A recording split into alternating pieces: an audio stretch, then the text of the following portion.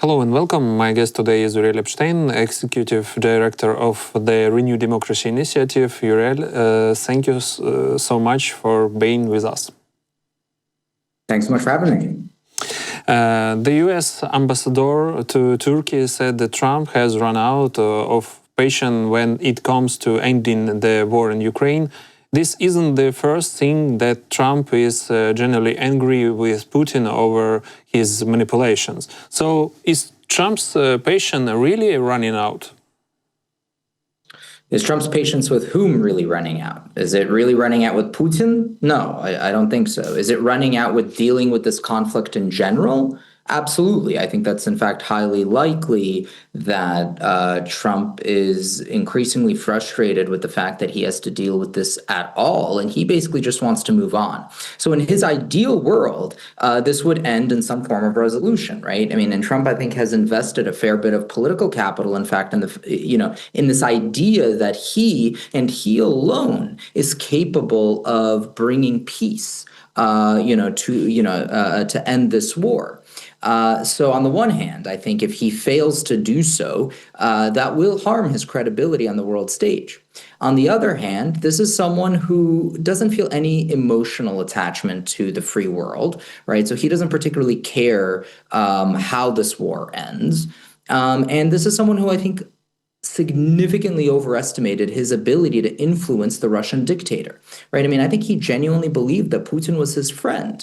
And we saw this as far back as 2018 when Donald Trump in Helsinki went to a press conference with Putin right there next to him. And he publicly said that Putin told him he did not meddle in the American election. And he, Donald Trump, believed Putin that Putin did not meddle, despite the fact that all 17 of American intelligence agencies agreed that Russia had meddled in our elections. So, this is someone who tends to give Putin the benefit of the doubt. So going back to your question, is Donald Trump's patience running out? Again, if you're asking if his patience is running out with Vladimir Putin, no, I do not think it is. I think Donald Trump continues, for whatever reason, to respect and admire the Russian dictator. But is his patience running out with this war in general? To that, I think the answer is yes. And I do think that it's possible, at least, that in the near future, Donald Trump could simply decide that America should walk away. Mm-hmm. But what about sanctions? Yesterday, President Zelensky mentioned sanctions again, and it seems Trump is seriously considering them. Under what circumstances do you think he would actually impose sanctions on Russia? Well, look, there already are sanctions on Russia, of course, as you know. And so the question is sort of to what extent is the executive branch, as the president, willing to enforce existing sanctions? So that's question number one. As for question number two, whether or not Donald Trump will be willing to impose additional sanctions on Russia, I think that's a difficult question to answer. This is someone who changes his mind kind of every single day. He could change his mind from in the evening after, he had a particularly good or bad dinner. So I think it's hard to guess exactly what it would take for Trump to increase the sanctions on Russia. I will say that I think it is more likely that Trump will do something with sanctions than it is that he would significantly increase his support for Ukraine. And the reason for that, I think, is twofold. Number one, I think Republicans tend to believe that Russia is fundamentally dangerous. Like, there is still that belief among Republicans. Of course, not all Republicans. The Republican Party is very split. There is a civil war, in fact, right now going on within the Republican Party between two factions. And let's say one faction is led by Tucker Carlson, who is pro-Russia, pro-Putin. This is someone who interviewed Dugin recently, right? So again, he is someone who is very sympathetic to the Russian message. And then on the other side of that is the somewhat at least more traditional Republican approach, which understands that Russia is a foe, an enemy, an adversary of America. And, this is represented by people like Congressman Don Bacon, Senator Lindsey Graham, et cetera. And actually a fair number of people in the Senate, at least, are supportive of this. So Within this civil war, we see on the one hand that the Senate has now voted with 80 people in support of additional sanctions on Russia. But at the same time, we are seeing messaging from the administration about possible future business deals with Russia, minerals, and so on and so forth.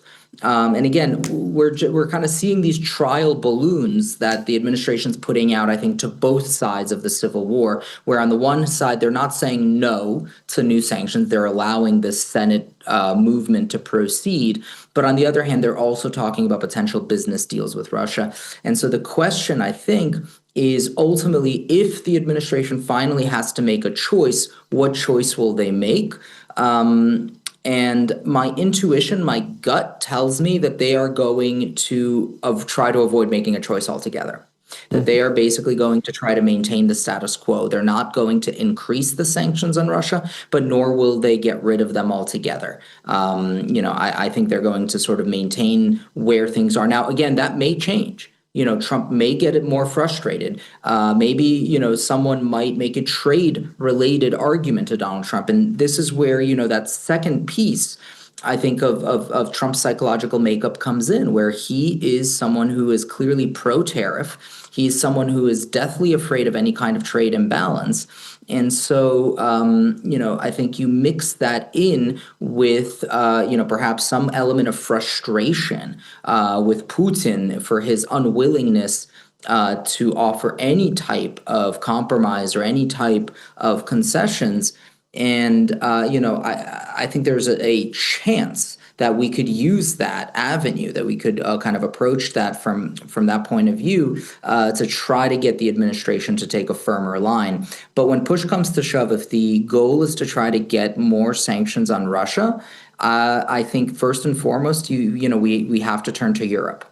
Europe needs to be the one leading the sanctions movement and limiting Russia's involvement with the global economy. Uriel, yesterday we saw high-level negotiation, and just a day earlier, Ukraine launched a major strike on Russia aircraft.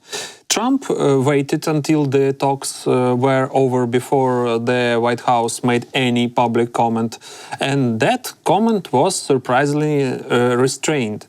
So can we say that Trump, in a way, supports Ukraine, or at least didn't criticize or express disappointment?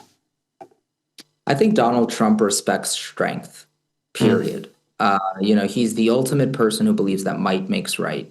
If you recall, when Zelensky came to the White House, what is it that Trump said to him? You, Vladimir, you don't hold the cards. You don't have the cards. That was his argument. It's not about morality, right? It's not about who's right and who's wrong. I don't think Trump particularly cares about who's right and who's wrong. I think Trump cares about whether somebody looks strong or whether they look weak. So this operation over this weekend was an incredibly important one, not only because it achieved an incredible tactical victory for Ukraine by destroying a significant number of Russian strategic bombers, the impact of which, by the way, will be felt far beyond Ukrainian or Russian borders. I mean, these are the same planes that Russia uses to harass NATO countries. So it's actually NATO right now that offers a debt of gratitude to Ukraine for having destroyed a not insignificant percentage of Russia's strategic bomber fleet. But the second point, which I think is equally important, is that this made Ukraine look strong. It made Ukraine look like they do have an ability to to actually achieve victory, to achieve some semblance of victory. And I think Donald Trump respects that. But when Russia tried to hit us, Trump said, Vladimir, stop, don't do this. But when we do not the same, but start hitting Russia aircraft, they just make it quiet, I don't know.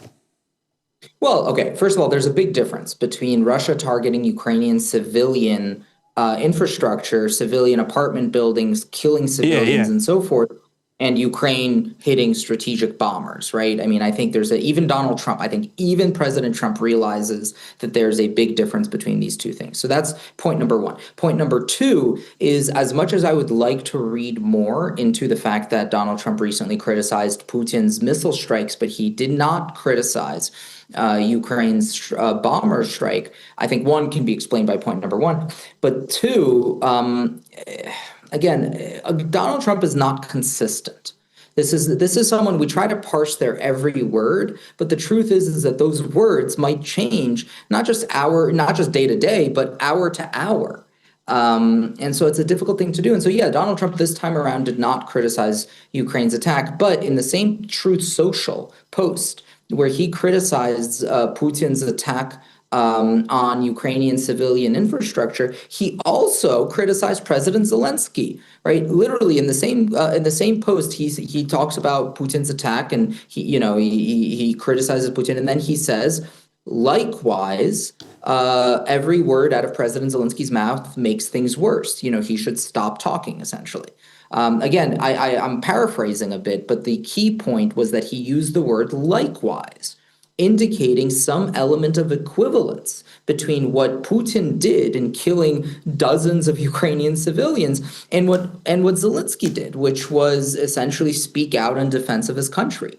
And in Donald Trump's mind, I think he does see an equivalence. And I think, much like the Shakespearean play, what I'm afraid of and what I think there's a chance of is Donald Trump saying a pox on both their houses.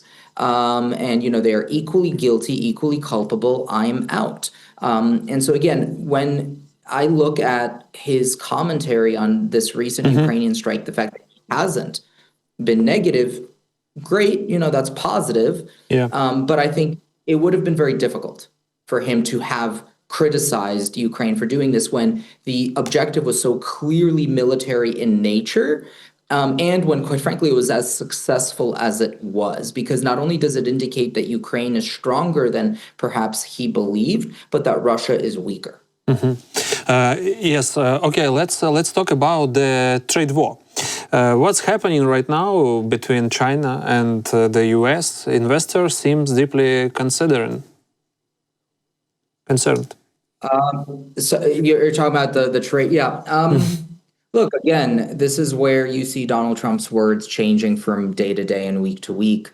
The question, Donald Trump basically claims that China did not live up to the spirit of the agreement that they came to with the United States.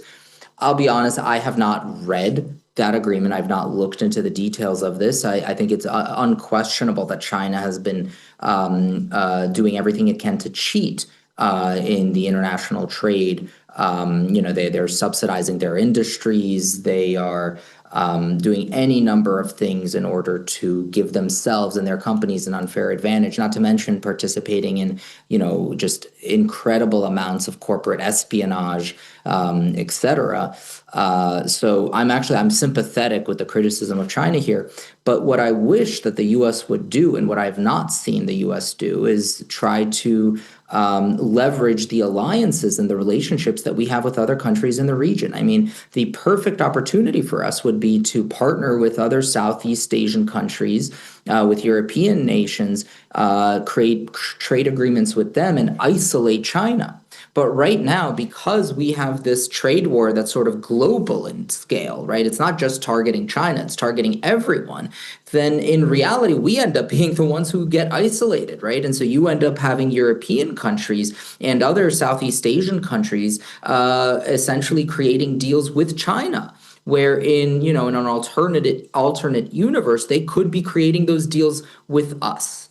And so that's the thing that really concerns me. Now, again, this new spat between China and the U.S., it could absolutely have a negative impact. We saw U.S. markets were down, and again, I think we're gonna be in for another roller coaster of a period as sort of there's further attacks between the two countries, and then inevitably at some point Donald Trump will say, "Oh, never mind, we found some last minute agreement or something," and then the markets will go up again. So it's going to be, I think, an unpredictable ride, and that is ultimately to the detriment not only of the American economy, but I think the economies of much of the free world, where instead of serving as a united front against dictatorships like China, we appear to be more interested in essentially lashing out at everyone, including our allies. And finally, what's going on with the US national debt? The political debate looks more like chaos. No one seems willing to compromise. Yeah. Look, I think that I'm not very happy about what the world, what citizens of all these other countries must think when they look at the American Congress today. In truth, there is not a serious conversation right now about the American debt or the American deficit or in general the things that we're trading. I think the whole definition right now, the whole conversation is political and exclusively political. It's all about scoring points. So, for example, you have Republicans wanting to cut significant portions of Medicaid, right? And for those who don't know, Medicaid is the insurance program that supports the poorest Americans. So if you cannot afford insurance, if you don't have any money, if you're poor, impoverished, whatever, essentially if your salary is under a certain amount, then you qualify for Medicaid, which is a free medical insurance. And therefore you're able to get medical care. And one of the things that Republicans want to cut is this program. Or not all of it, of course, but they want to cut portions of it. Now, again, the savings they will see from this are not going to be huge, but they're nevertheless doing it because it is ideologically the thing that they are most motivated to do. And unfortunately, I do not see a lot of seriousness on the part of the Republican Party today to grapple with the fact that America has an unbelievable amount of debt. So this bill, the idea of which would have been to cut American spending, in reality, because of the tax cuts that it includes, will increase the American deficit, increase the American debt. And so for a party claiming that its key goal is to put the America's budget on a more sure footing, the result is going to be just yet another bill that will increase America's deficit and will decrease American solvency over time. And, the last note that I'll make here is that it's no accident that yet another rating agency has downgraded America's rating from AAA to AA. So we're seeing that American debt is not as trusted a vehicle as it used to be, or as trusted an instrument. Okay, thank you so much, Uriel. I really appreciate your time and insight. Great having you with us. Thank you so much for having me.